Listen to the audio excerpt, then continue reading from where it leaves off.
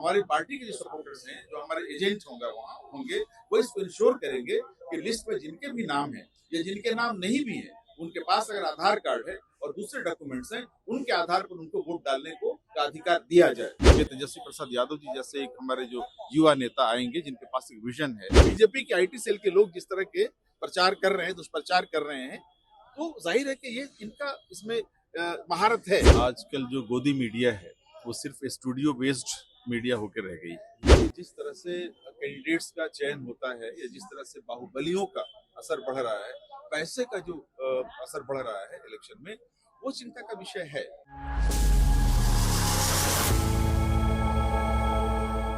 My name is Sudhir Kumar.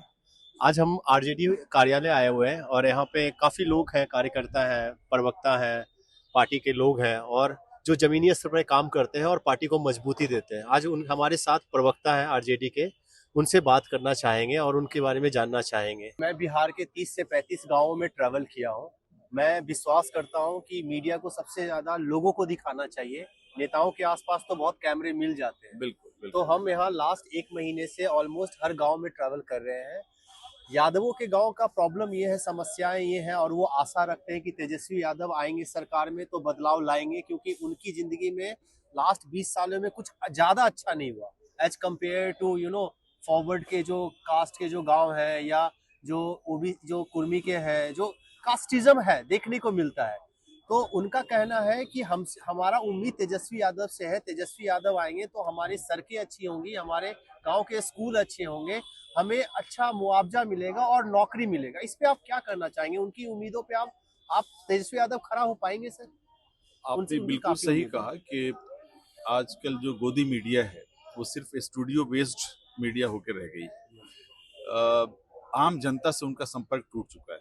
आप देखते होंगे कि आज से 15 साल पहले, 20 साल पहले जो रिपोर्टर्स हुआ करते थे, वो बिल्कुल जमीन से वो रिपोर्टिंग करते थे और उसमें जनता का पल्स, जो उनकी नब्ज है, उसका अंदाजा होता था। ये अच्छी बात है कि आज सोशल मीडिया, आप जैसे लोग जिस तरह सोशल मीडिया का जो सम्मान लोगों में बढ़ा है, विश्वास बढ़ा है, आज व्यूवर्स ज्यादा हो गए सोशल मीडिया के, इसी कारण से हैं कि आप जनता के बीच जाते हैं। सर, हमारे जैसे लोगों को आने का मकसद यही था कि मुझे रियलाइज हुआ कि मीडिया कॉम्प्रोमाइज है, तो हमें डेमोक्रेसी का 4th पिलर को संभालना जरूरी है। बिल्कुल, उस 4th पिलर को बचाने की बहुत जरूरत है। और आपने जो कहा कि हम घूम रहे हैं गाँव में, यादों के गाँव में जा रहे हैं, सभी गाँव जो दूसरे वंचित समाज के लोग हैं उनके गाँव में भी जा रहे हैं और लोगों के गाँव में जा रहे हैं, ये सिर्फ यादव समाज ही की फीलिंग नहीं है। 20 वर्षों में जिस तरह की सरकार हमारे बिहार में रही है, उसने समाज के हर वर्ग को निराश किया है। चाहे वो रोजगार का मसला हो, चाहे वो पलायन का मसला हो, चाहे वो पर कैपिटा इनकम जिस तरह से होनी चाहिए थी, बिहार में सबसे कम है पूरे देश में, और गरीबी बढ़ी है, लोग 5 किलो अनाज पर जीने पर मजबूर है। इनइक्वालिटी काफी हमारे देश में ज्यादा हो गया सर। हमारा टॉप 1% पॉपुलेशन कंट्री का 73% एसेट ओन करता है और ये इक्वालिटी की वजह से जो लोग हैं हमारे देश में, उनको बहुत सारे मूलभूत सुविधाएं नहीं मिल पाती। जो बिलियनर्स हैं हमारे देश में, कंपेयर कीजिए, आप गुजरात से कंपेयर कीजिए, दूसरे राज्यों से कंपेयर कीजिए, तो ये जो केंद्र में जो सरकार है 11 वर्षों में और 20 वर्षों से जो यहाँ डबल इंजन की सरकार बिहार में है, उसका जो रवैया है जनता के प्रति, जनता की समस्याओं के प्रति, वो जाहिर है बहुत निराशाजनक है। इसलिए जनता में निराशा है। और आपने बिल्कुल सही कहा, आप तो ग्राउंड पे जाकर के आपने रिपोर्ट किया है और आप बता रहे हैं कि वहाँ लोगों में एक आशा की किरण जगी है कि तेजस्वी प्रसाद यादव जी जैसे एक हमारे जो युवा नेता आएंगे, जिनके पास एक विजन है, एक दृष्टि है बिहार को बदलने का, बिहार को बेहतर विकास की राह पर ले जाने का, इंडस्ट्रीज लाने का, रोजगार बढ़ाने का, नौकरियां देने का, जो उनके अंदर एक संकल्प है, जो उनके अंदर जो एक ऊर्जा है, जो जोश है उनके अंदर, जाहिर है कि उससे जनता के अंदर एक विश्वास जगा है। सर, एक सवाल और है कि जैसे मैं गांव-गांव ट्रैवल करता हूं, तो जहां पे नीतीश कुमार जी का वोट बैंक बोलिए, आप जो सपोर्टर्स बोलिए, वहां पे तो लोग कॉन्फिडेंट हैं कि वोट चोरी नाम की कोई चीज नहीं होती है। लेकिन जहां पे माइनॉरिटी लोग हैं, जहां पे आप बोल सकते हैं कि जो तेजस्वी यादव जी के सपोर्टर है, वहां पे उनको डर है कि उनका वोट सही जगह जा नहीं रहा है। ये सरकार जो केंद्र में है, इलेक्शन कमीशन के साथ मिलकर के उस अधिकार को, उस आशा को भी छीनना चाहती है, जिसके द्वारा समाज में चेंज लाया जा सकता है, बदलाव लाया जा सकता है, परिवर्तन किया जा सकता है। ये पूरा एक षड्यंत्र है और सरकार की जो नीतियां हैं वो जन विरोधी नीतियां हैं। वोट चोरी उसी नीति का हिस्सा है। और आज भी बहुत सारे लोग, जिस तरह से इलेक्शन कमीशन का जो रवैया रहा है, जो हमारे चीफ इलेक्शन कमिश्नर हैं, वो जिस तरह की बातें करते हैं, ऐसा लगता है कि वो किसी पार्टी के स्पोक्स पर्सन है, वो इलेक्शन कमीशन के चीफ नहीं है। इसलिए वो किसी भी सवाल का जवाब नहीं दे पा रहे हैं और जनता इसका जवाब देगी, क्योंकि जनता के अधिकारों पर आप सेंध मार रहे हैं। जनता आपको बख्शने वाली नहीं है और इस इलेक्शन कमीशन को पछताना पड़ेगा। बिहार के इलेक्शन के रिजल्ट बताएगा कि भाजपा ने इलेक्शन कमीशन के साथ मिलकर जो साजिश रची थी, जनता ने उस साजिश को नाकाम कर दिया। सर लास्ट क्वेश्चन है कि अभी मैंने वोटर फाइनल लिस्ट देखा है जो आया है, उसमें सर एक भी इंसान का फोटो ही हटा दिया गया। आप राहुल गांधी जी के प्रेस कॉन्फ्रेंस के बाद जो उन्होंने आइडेंटिफाई किया था कि there is a manipulation in voter list, addresses गलत है, फोटोज रिपीटेड है, तो इलेक्शन कमिश्नर ने इस बार एड्रेस को शॉर्ट कर दिया, सिर्फ नंबर डाल रहे हैं 12, 15, 18, 22 एंड जो फोटोज है वो गायब कर दिया है, ताकि जो आइडेंटिफिकेशन है वो कम कर दे, संदिग्ध हो जाए। कोई भी जो एजेंट है भाजपा का, वो ये कह सकता है कि ये वो व्यक्ति नहीं जिसका नाम है। ये पूरा षड्यंत्र है। तो आप कैसे इंश्योर करेंगे सर कि कम से कम एटलीस्ट आपका संगठन मजबूत है, यहाँ पे लोग डेडिकेटेड है आपके पास, आप कैसे इंश्योर करेंगे कि हर बूथ लेवल पे हम स्ट्रांगली खड़ा हो? हमने जनता को जागरूक किया है। आपने देखा होगा एसआईआर को लेकर के, जनता के वोट अधिकार को लेकर के जो यात्रा किया था नेता श्री तेजस्वी प्रसाद यादव जी ने और राहुल गांधी जी ने, उससे जनता में काफी जागरूकता आई है। और हर बूथ पे हम ये इंश्योर करने जा रहे हैं कि जागरूक जनता अपने अधिकारों को एक्सरसाइज करे।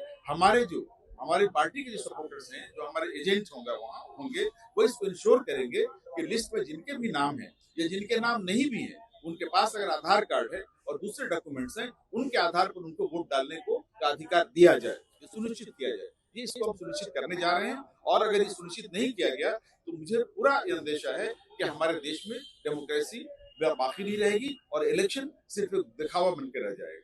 सर एक चीज और पॉलिटिकल पार्टीज पे लगता है कि जो टिकट्स हैं उनको सेल किया जाता है, बेचा जाता है काफी हायर प्राइस में, और बाद में कैंडिडेट उसको रिकवर करते हैं जनता के पैसों से। ऐसे कैंडिडेट को आप कैसे अवॉइड कर सकते हैं? बिकॉज जब तक आप अच्छे कैंडिडेट नहीं लाओगे हमारे प्रदेश में, और उनको जब तक बिना टिकट बेचे नहीं लाओगे, तब तक कैसे आप इम्प्रूवमेंट एक्सेप्ट कर सकते हो? देखिए, ये तमाम पार्टियों के लिए, इस देश के लिए, इस देश के लोकतंत्र के लिए चिंता का विषय है कि जिस तरह से कैंडिडेट्स का चयन होता है या जिस तरह से बाहुबलियों का असर बढ़ रहा है, पैसे का जो असर बढ़ रहा है इलेक्शन में, वो चिंता का विषय है। जनता के जो जिनमिन प्रतिनिधि हैं उनको मौका मिलना चाहिए और हर पार्टी को इस पर चिंता करना चाहिए। आपने हमारी पार्टी का नाम लिया, हमारी पार्टी से 2 गुना ज्यादा भारतीय जनता पार्टी में और जेडीयू में आपको ऐसे कैंडिडेट्स मिलेंगे, ऐसे लोग मिलेंगे। हमारी पार्टी पर ज्यादातर ऐसे केसेस हैं जो पूर्वाग्रह से किए गए केसेस हैं, जो कहीं ज्यादा सीरियस केसेस, मर्डर के केसेस, धोखाधड़ी के डिप्टी सीएम के ऊपर चार्जेस लगे हुए हैं कि उन्होंने 5 बार चेंज किया है। सीएम ही नहीं, उनके तमाम शीर्ष नेता, एक नाम आप बताइए जिस पे चार्ज ना हो मर्डर के, जिन पर करप्शन के चार्जेस ना हो, जिन पर फर्जीवाड़ा के चार्जेस ना हो। आप मुश्किल से आप उसमें 2-4 नाम ऐसे निकाल सकते हैं। लेकिन सर आप मिसाल एक खड़ा कर सकते हैं। हमारी कोशिश होगी कि हमारे नेता श्री तेजस्वी प्रसाद यादव जी एक नए सोच के नेता हैं, एक नए विजन के नेता हैं। वो चाहते हैं कि इंसाफ हो सबके साथ, लोकतंत्र को बचाया जाए, संविधान को बचाया जाए, और ये इंश्योर करेंगे कि साफ छवि के लोग, बेहतर छवि के लोग जो जनप्रतिनिधि हैं, उन्होंने साफ कहा है कि किसी की सिफारिश पर टिकट नहीं दिया जाएगा, बल्कि जो फीडबैक आएगा जनता के दरमियान से, जिस नेता के इमेज के बारे में, उसकी छवि के बारे में, उसकी विनेबिलिटी के बारे में, उसके सामाजिक संपर्क के बारे में, उसको टिकट दिया जाएगा। ये इस चीज को सुनिश्चित करेंगे हमारे नेता, क्योंकि वो एक नई सोच के नेता हैं और एक नए बिहार की तरफ वो कदम बढ़ा रहे हैं और एक नया बिहार बनाने जा रहे हैं। एक नई पार्टी जो जन स्वराज आए हैं, प्रशांत किशोर जी आए हैं, वो उन्होंने काफी डिजिटल मार्केटिंग में काफी स्केल किया है। उनके जैसा डिजिटल मार्केटिंग आज के डेट में किसी पार्टी के पास नहीं है। वो कितना इम्पैक्ट करता है, रेदर देन आपका संगठन बहुत मजबूत है, आपके लोग बहुत मजबूत है, और जो युवा है वो काफी इन्फ्लुएंस होते हैं सोशल मीडिया से, उनके विजन को लेके, उनकी तरीके को लेके, उनके वादों को लेके। आप इस पे क्या कहना चाहेंगे? सोशल मीडिया में दुरुपयोग भी उसका होता है, गलत दुष्प्रचार भी होता है। यही प्रशांत किशोर जी थे जिन्होंने प्रधानमंत्री मोदी जी के लिए 2014 में जो दुष्प्रचार किया था। वो दुष्प्रचार हम इसलिए कहते हैं कि 2 करोड़ नौजवानों को हर साल नौकरी दी जाएगी, 22 लाख नौकरी मिल जानी चाहिए थी 11 वर्षों में, 15 से 20 लाख रुपए हर नागरिक के खाते में चले जाएंगे। ये तमाम दुष्प्रचार किन्होंने किया था? इन्होंने किया था। इनकी आईपैक जो संस्था है, जिसने सोशल मीडिया में जाहिर है कि प्रचार किया था, और इन्हीं के ट्रेंड किए हुए आईटी सेल के लोग हैं बीजेपी के आईटी सेल के लोग जिस तरह के प्रचार कर रहे हैं, दुष्प्रचार कर रहे हैं, तो जाहिर है कि ये इनका इसमें महारत है। सर, बट इनकी उन्होंने महारत मुद्दे नहीं भी तो है। उठाए। लेकिन मैं आपको बताऊं कि मुद्दे उठाना ही काफी नहीं होता है। मुद्दों को लेकर सकारात्मक कदम उठाना इंपॉर्टेंट होता है। हमारे नेता ने रोजगार का मुद्दा उठाया और उन्होंने 17 महीने के अंदर 5 लाख नौकरियां दी और 3 लाख नौकरियों के लिए उन्होंने रिकमेंडेशन की थी, जिसको सीएम साहब लेके बैठे रह गए, फाइल में किया नहीं उन्होंने, नीतीश कुमार जी ने। तो ये है कि आपकी जो विश्वसनीयता है वो सिर्फ भाषण से नहीं बनती, मुद्दों को उठाने से नहीं बनती।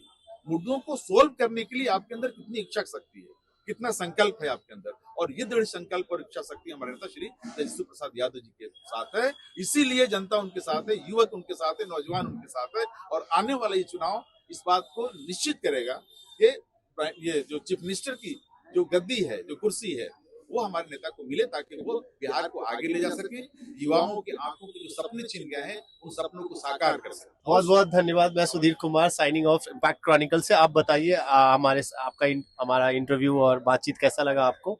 बाकी लाइक कीजिए, सब्सक्राइब कीजिए।